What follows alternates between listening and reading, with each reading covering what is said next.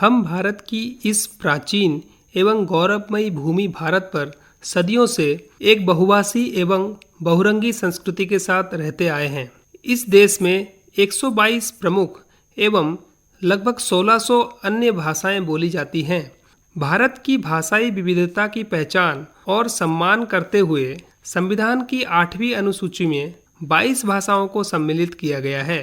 इसी प्रकार कतिपय भारतीय भाषाओं की प्राचीन साहित्यिक परंपरा का संरक्षण और संवर्धन करने हेतु केंद्र सरकार द्वारा उन्हें शास्त्रीय भाषा या क्लासिकल लैंग्वेज का दर्जा प्रदान किया गया है।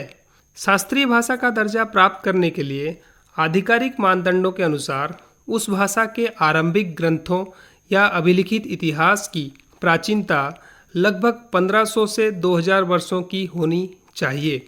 उस भाषा में प्राचीन साहित्य या ग्रंथों का एक ऐसा समूह होना चाहिए जिसे उस भाषा के बोलने वालों की पीढ़ियों द्वारा अमूल्य विरासत समझा जाता रहा हो। इसके अलावा उस भाषा की मौलिक साहित्यिक परंपरा होनी चाहिए जो किसी अन्य भाषिक समुदाय से न ली गई हो। अब तक तमिल को वर्ष 2004 में, संस्कृत को 2005 में, तेलुगु और कन्नड़ को 2008 में तथा मलयालम को वर्ष 2013 में शास्त्रीय भाषा का दर्जा प्रदान किया जा चुका है। इसी क्रम में ओडिया भाषा अब छठी ऐसी भाषा बन गई है जिसे शास्त्रीय भाषा का दर्जा प्राप्त है।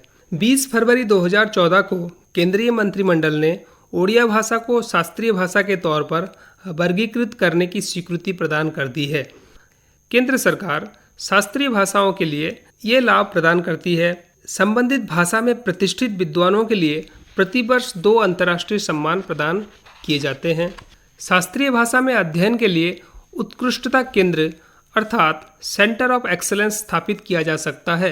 विश्वविद्यालय अनुदान आयोग से आग्रह किया जा सकता है कि शुरुआत के तौर पर कम से कम केंद्रीय विश्वविद्यालयों में संबंधित भाषा में विशेषज्ञता प्राप्त प्रतिष्ठित विद्वानों हेतु पेशेवर पीठों या प्रोफेशनल चेयर्स की स्थापना की जाए। अब मैं भारत की शास्त्रीय भाषाओं का संक्षिप्त परिचय प्रदान करना चाहूँगा। इस क्रम में तमिल भाषा सबसे पहले आती है। बहुत से विद्वानों की राय है कि तमिल शब्द संस्कृत शब्द द्रविड़ से निकला है। मनु संहिता, महाभारत आदि प्राचीन ग्रंथों में द्रविड़ देश और द्रविड़ जाति का उल्लेख है। मागधी प्राकृतया पाली में इसे द्रविड़ शब्द का रूप दामिलो हो गया है। तमिल वर्णमाला में त, श, द आदि के एक ही उच्चारण के कारण दामिलो को तामिलो या तामिल कह दिया गया है। शंकराचार्य के शारीरक भाष्य में द्रमिल शब्द आया है। हुएनसांग नामक चीनी यात्री ने भी द्रविड़ देश को ची मो लो करके लिखा है। तमिल भाषा एक द्रविड़ भाषा है जिसके विश्व भर में 5 करोड़ से अधिक बोलने वालों में से लगभग 90% भारत में रहते हैं और तमिलनाडु राज्य में केंद्रित 83% हैं। यह भारत की 5वीं सबसे बड़ी भाषा है जो देश की लगभग 7% आबादी का प्रतिनिधित्व करती है। मूल रूप से करीब 34 लाख तमिल भाषाभाषी लोग श्रीलंका में, 3 लाख सिंगापुर में और 2 लाख मलेशिया में रहते हैं। अब बात करते हैं संस्कृत भाषा की।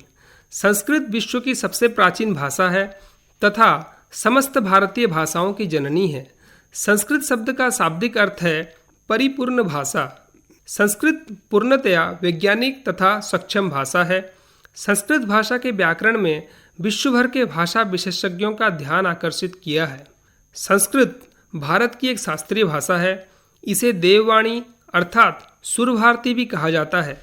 यह दुनिया की सबसे पुरानी उल्लिखित भाषाओं में से एक है। संस्कृत हिंद यूरोपीय भाषा परिवार की हिंद ईरानी शाखा की हिंद आर्य उपशाखा में शामिल है। यह आदिम हिंद यूरोपीय भाषा से बहुत अधिक मेल खाती है। आधुनिक भारतीय भाषाएं जैसे मैथिली, हिंदी, उर्दू, कश्मीरी, उड़िया, बंगला, मराठी, सिंधी, पंजाबी, नेपाली आदि इसी से उत्पन्न हुई हैं।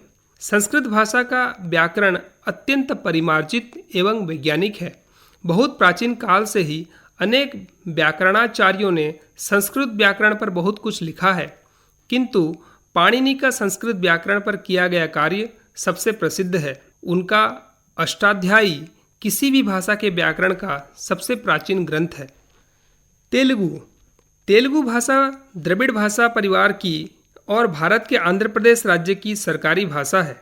तेलुगु की 7 भिन्न क्षेत्रीय बोलियां तथा 3 सामाजिक बोलियां यथा ब्राह्मण, अब्राह्मण और हरिजन हैं। औपचारिक या साहित्यिक भाषा बोलियों से भिन्न है। इस स्थिति को जनद्विभाषिता कहा जाता है। अन्य द्रविड़ भाषाओं की भांति तेलुगु में कई मूर्धन्य व्यंजन हैं। उदाहरण के लिए त, द और न तालु पर मुड़ी हुई जिह्वा के शीर्ष के स्पर्श से उच्चारित होते हैं और इसमें प्रत्ययों के माध्यम से कारक, वचन, पुरुष तथा काल जैसे व्याकरण के वर्गीकरणों को दिखाया जाता है। तेलुगु भाषा की मधुरता का मूल कारण संस्कृत तथा तेलुगु का संयोग ही है। अधिकांश संस्कृत शब्दों से संकलित भाषा आंध्र भाषा के नाम से व्यवहृत होती है। तेलुगु देशीय शब्दों का प्राचुर्य जिस भाषा में है वह तेलुगु भाषा के नाम से प्रख्यात है। तेलुगु भाषा के विकास के संबंध में विद्वानों के 2 मत हैं। डॉक्टर चिलकुरी नारायण राव के मतानुसार तेलुगु भाषा द्रविड़ परिवार की नहीं है किंतु प्राकृतजन्य है और उसका संबंध विशेषतः पैसाची भाषा से है। इसके विपरीत बिशप कार्डवेल और कोराड रामकृष्णय आदि विद्वानों के मत से तेलुगु भाषा का संबंध द्रविड़ परिवार से ही है। अब हम बात करते हैं कन्नड़ भाषा की। कन्नड़ भारत के कर्नाटक राज्य में बोले जाने वाली भाषा है और कर्नाटक की राजभाषा है। यह भारत के सबसे अधिक प्रयोग की जाने वाली भाषाओं में से एक है। 4.5 करोड़ लोग कन्नड़ भाषा का प्रयोग करते हैं। यह भाषा एनकार्टा के अनुसार विश्व की सर्वाधिक बोले जाने वाली 30 भाषाओं की सूची में 27वें स्थान पर आती है। यह द्रविड़ भाषा परिवार से संबंधित है और इसमें संस्कृत के भी बहुत से शब्द हैं। कन्नड़ भाषा कुछ 2500 साल से उपयोग में है। कन्नड़ लिपि कुछ 1900 साल से उपयोग में है। कन्नड़ अन्य द्रविड़ भाषाओं की तरह ही है। तेलुगु, तमिल और मलयालम इस भाषा से मिलती जुलती है। संस्कृत भाषा से बहुत प्रभावित हुई यह भाषा संस्कृत में से बहुत सारे शब्द वही अर्थ से उपयोग कर रही है। कन्नड़ भारत के संविधान की 8वीं अनुसूची में सम्मिलित 22 प्रमुख भाषाओं में से एक है। द्रविड़ भाषा परिवार की भाषाएं पंच द्रविड़ भाषाएं कहलाती हैं। किसी समय इन पंच द्रविड़ भाषाओं में कन्नड़, तमिल, तेलुगु, गुजराती तथा मराठी भाषाएं सम्मिलित थी, किंतु आजकल पंच द्रविड़ भाषाओं के अंतर्गत कन्नड़, तमिल, तेलुगु, मलयालम और तुलु मानी जाती है। वस्तुतः तुलु कन्नड़ की ही एक पुष्ट बोली है जो दक्षिण कन्नड़ में बोली जाती है। तुलु के अतिरिक्त कन्नड़ की अन्य बोलियां हैं कोडगु, तोड़, कोट, बड़ग और बाकी तीनों भाषाएं नीलगिरी जिले में प्रचलित हैं। नीलगिरी जिला तमिलनाडु राज्य के अंतर्गत आता है। मलयालम का संधि विच्छेद है मले और अड़म। इस भाषा के भाषिक भारत के पश्चिमी घाट के गर्भ में निवास करते हैं और इसी कारण यह नाम पड़ा है। इसका सही उच्चारण मलयालम होता है। मलयालम या केरली भारत के केरल प्रांत में बोले जाने वाली प्रमुख भाषा है। ये द्रविड़ भाषा परिवार में आती है। केरल के अलावा ये तमिलनाडु के कन्याकुमारी तथा उत्तर में कर्नाटक के दक्षिण कन्नड़ जिला, लक्षद्वीप तथा अन्य कई देशों में बसे मलयाली लोगों के द्वारा बोली जाती है। और अब अंत में हम बात करते हैं ओडिया भाषा की। ओडिया या उड़िया भारत के ओडिशा प्रांत में बोले जाने वाली भाषा है।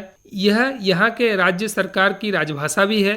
भाषाई परिवार के तौर पर ओडिया एक आर्य भाषा है और नेपाली, बंगला, असमिया और मैथिली से इसका निकट संबंध है। ओडिशा की भाषा और जाति दोनों ही अर्थों में उड़िया शब्द का प्रयोग होता है, किंतु वास्तव में इसका सही उच्चारण ओडिया है। इसकी व्युत्पत्ति का विकास क्रम कुछ विद्वान इस प्रकार मानते हैं, जैसे पहले ओड्रविषय, फिर ओड्रविस, ओडिस, ओडिशा या ओडिशा। सबसे पहले भारत के नाट्यशास्त्र में उड्रवी भाषा का उल्लेख मिलता है। भाषा तात्विक दृष्टि से उड़िया भाषा में आर्य, द्राविड़ और मुंडारी भाषाओं के सम्मिश्रित रूपों का पता चलता है, किंतु आज की ओडिया भाषा का मुख्य आधार भारतीय आर्य भाषा ही है। साथ ही इसमें संथाली, मुंडारी, सबरी आदि मुंडारी वर्ग की भाषाओं के और ओरांव, कुई या तेलुगु आदि द्रविड़ वर्ग की भाषाओं के लक्षण भी पाए जाते हैं।